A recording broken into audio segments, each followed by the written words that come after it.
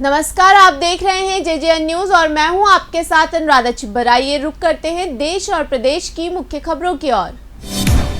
उत्तराखंड में पिछले 24 घंटों में 128 कोरोना संक्रमित मिले हैं, वहीं 2 मरीजों की मौत हुई है। स्वास्थ्य विभाग के आंकड़ों के अनुसार मंगलवार को देहरादून जिले में सबसे अधिक 48 कोरोना संक्रमित मरीज मिले हैं। वहीं हरिद्वार में 20, नैनीताल में 12, उधम सिंह नगर में 22, पौड़ी में 9, अल्मोड़ा में 3, बागेश्वर में 2, चमोली में 5 और उत्तरकाशी में 7 संक्रमित मरीज मिले हैं।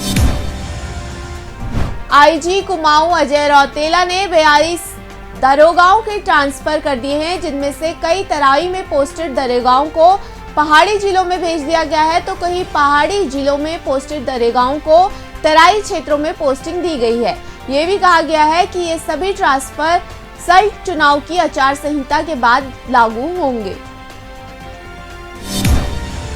महाकुंभ के आयोजन से ठीक पहले हरिपुर कला स्थित एक आश्रम में 32 कोरोना संक्रमित श्रद्धालुओं के मिलने से हरिद्वार में हड़कंप मच गया है। मामले में तत्काल कार्रवाई करते हुए प्रशासन ने आश्रम को सील कर दिया है। संक्रमितों में आश्रम के कर्मचारी, विद्यार्थी और वृद्ध शामिल हैं। आशंका जताई जा रही है कि किसी श्रद्धालु के संपर्क में आने से सभी लोग संक्रमित हुए। फिलहाल संक्रमितों को आश्रम के विद्यालय में ही आइसोलेट किया गया है।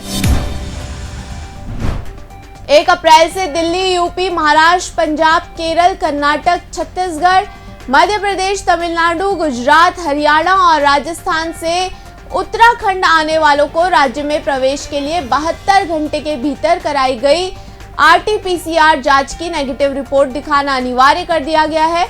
इन राज्यों से आने वालों को बिना नेगेटिव रिपोर्ट दिखाए राज्य में प्रवेश नहीं दिया जाएगा। इसके लिए संबंधित जिला प्रशासन को रेलवे स्टेशन, हवाई अड्डों और सीमा की चौकियों पर रैंडम परीक्षण और टेस्टिंग का आदेश दिया गया है। वहीं हरिद्वार में आयोजित महाकुंभ के लिए भी 72 घंटे की कोरोना नेगेटिव रिपोर्ट अनिवार्यता लागू कर दी गई है।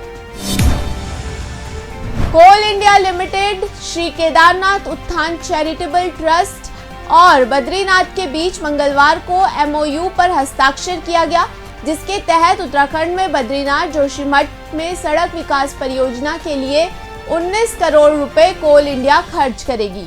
प्रस्तावित सड़क 90 गांवों को लाभा देने के अलावा 3200 मीटर की ऊंचाई पर स्थित माना गांव तक सभी मौसम में आवागमन की सुविधा प्रदान करेगी। माना गांव को भारत का अंतिम गांव माना जाता है। सैनिक कल्याण मंत्री गणेश जोशी ने यह निर्देश दिए हैं कि उत्तराखंड में सैन्य धाम के निर्माण में प्रथम विश्व युद्ध से लेकर अब तक विभिन्न युद्धों में शहीद हुए सैनिकों के घरों से लाई गई मिट्टी का उपयोग किया जाएगा।